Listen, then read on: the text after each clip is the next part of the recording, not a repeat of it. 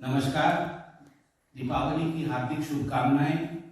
भाई दूज को आज एक उत्साह का माहौल भी है और भारतीय जनता पार्टी भाई दूज के इस पावन पर्व पर आप सभी को और देशवासियों को बहुत बहुत शुभकामनाएं देती है।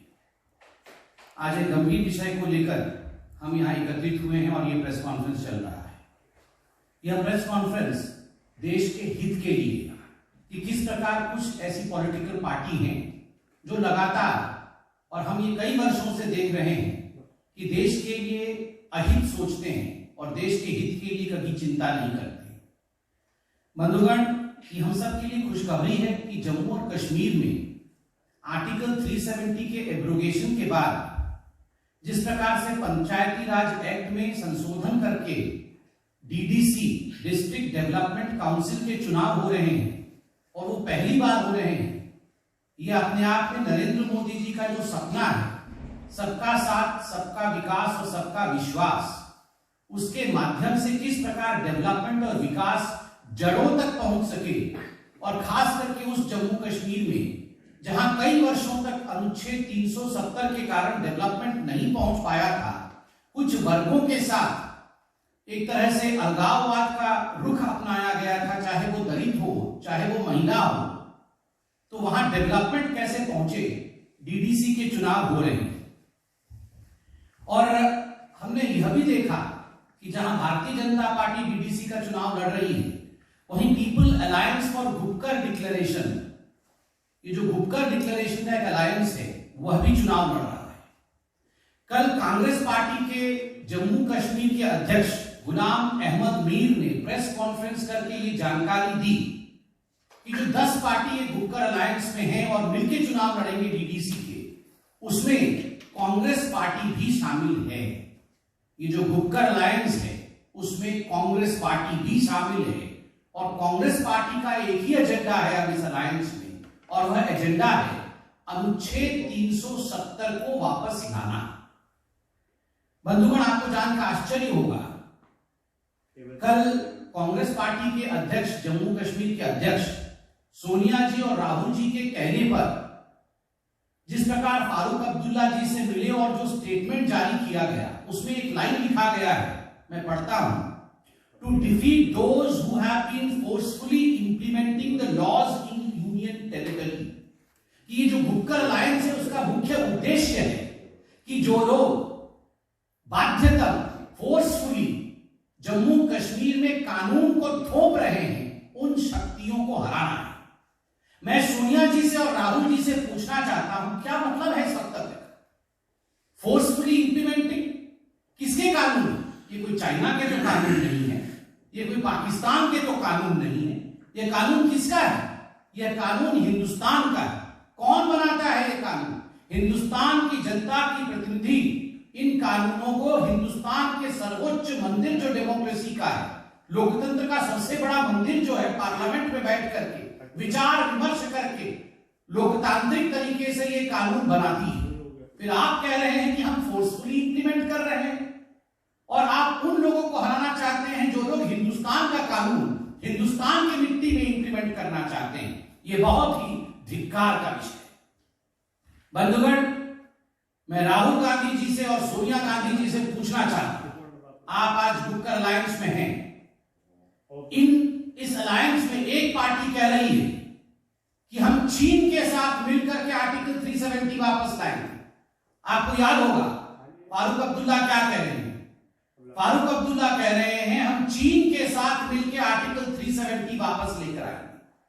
और वहीं एक और पार्टी है इस घुपकर अलायंस में, जहां पर महबूबा मुफ्ती कह रही है कि मैं तिरंगा नहीं उठाऊंगी और तिरंगा उठाने नहीं दूंगी। एक चीन के साथ मिलना चाहता है, एक तिरंगा नहीं उठाना चाहता है, और चिदंबरम जी उसी समय सिंक्रोनाइज करके, ठीक उसी समय जिस प्रकार इस प्रकार के बयान एनसी और पीडीपी द्वारा दिए जा रहे थे, कांग्रेस पार्टी ने ठीक उसी समय चिदंबरम जी के माध्यम से ट्वीट किया था कि अनुच्छेद 370 हटाना यह बहुत ही अनुचित है और हम अनुच्छेद 370 की वापसी चाहते हैं, हम वापस लाए।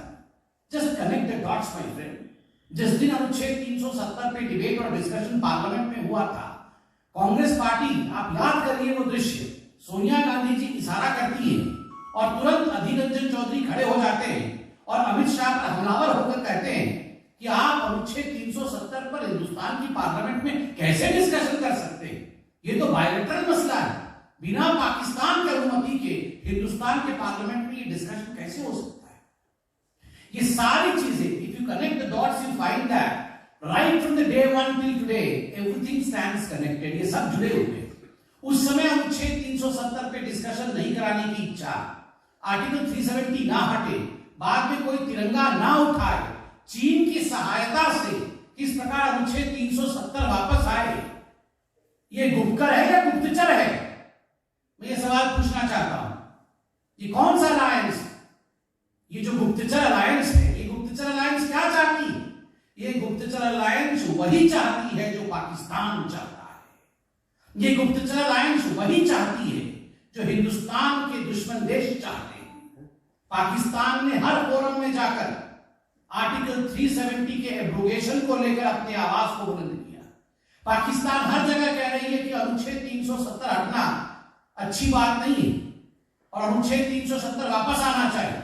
वो संयुक्त राष्ट्र तक चली गई और ये जो गुप्तचर अलायंस है, ये गुप्तचर अलायंस भी वही कह रही है और उसमें राहुल जी और सोनिया जी सम्मिलित है। आज मैं एक बात यहां सोनिया गांधी जी से और राहुल गांधी जी से पूछना चाहता हूं, चूंकि आप इस अलायंस में हैं, जो कहा गया एनसी द्वारा कि चीन के साथ मिलकर अनुच्छेद 370 वापस लाएंगे, जो कहा गया पीडीपी द्वारा कि हम तिरंगे को हाथ नहीं लगाएंगे और किसी को हाथ लगाने नहीं देंगे, आप इसके पीछे हैं या नहीं? आप इनको रिजेक्ट करते हैं या इनको सपोर्ट करते हैं? आप इन वाक्यों के साथ खड़े हैं या इन वाक्यों के विरोध में खड़े हैं? मैं तो बिल्कुल सच कहता हूं और बीजेपी बिल्कुल एक्सपोज करना चाहती है। इन सब की सांठगांठ है और राहुल और सोनिया जी के सांठगांठ से ही, चाहे वो पीडीपी हो चाहे फारूक जी हो, इन्होंने इस प्रकार के बयान दिए। जहां तक राहुल गांधी जी का सवाल है, आपने उनका स्टेलर परफॉर्मेंस, विराट परफॉर्मेंस तो देखा ही होगा, बिहार में भी हुआ है, कितना कमाल का स्ट्राइक रेट रहा है वहां। बिहार की जनता ने बिल्कुल स्पष्ट वाक्यों में राहुल गांधी जी को और कांग्रेस पार्टी को कहा है चुप कर देश के विरोध में ना बोल। Surgical strike, air strike, article 370, चीन, इन सभी विषयों को लेकर जिस प्रकार के वक्तव्य राहुल गांधी जी ने दिया था, प्रधानमंत्री को कायर कहा था, देश को डरा हुआ, छुपा हुआ, हरा हुआ कहा था। जनता ने बिहार में राहुल गांधी जी को चुप कर कहा है और यहां आकर ये चले हैं बनने गुपकर।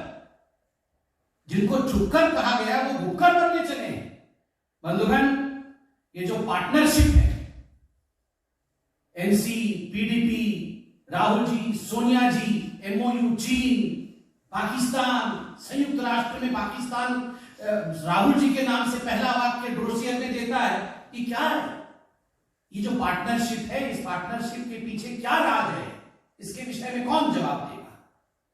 राहुल जी, आपके लिए आज शिवानंद तिवारी जी ने बिल्कुल सही शब्दों का प्रयोग किया है कि आप पिकनिकिंग प्रेसिडेंट हैं। आप जिसका स्पर्श करते हैं उसका वजूद समाप्त हो जाता है। आप साइकिल पर बैठे, आज साइकिल की क्या हाल है, बाद में आपको साइकिल के कैरियर से उतारना पड़ा।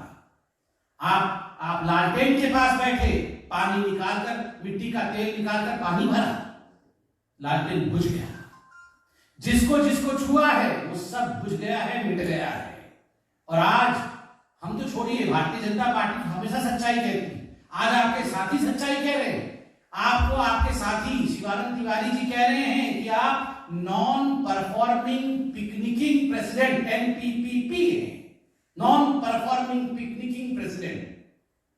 हम तो शुरू से ही कह रहे हैं आप एनपी है, नॉन परफॉर्मिंग एसेट है, और अब तो आपके साथी कह रहे हैं आप नॉन परफॉर्मिंग पिकनिकिंग प्रेसिडेंट है, आप पिकनिक करते रहते हैं।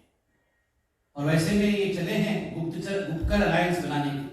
उनका भी क्या हाशर होगा वह भी आप देखना। साइकिल भी नहीं रही, लालटेन भी समाप्त हो गया है, ये गुप्तचरों का भी वही होगा। And at the and I would say this alliance is an unholy alliance, not only the combination, unholy for the country. ये देश के लिए सही अलायंस नहीं। और ये एक nervous and unformed alliance. This alliance is a nervous and unformed alliance. They are nervous that if people of Jammu and Kashmir taste the taste of development, it's but natural that they will say goodbye to all these political parties which form the Gupkar alliance. If they taste the taste of development, they will never stand in support of separatism. They will always stand for Vikaswad, which Narendra Modi ji said recently in the Dhanyavad Gyapan speech after Bihar election. मैं इतना ही कहना चाहूंगा, और कोई सवाल आपके मन में हो तो अवश्य पूछिए।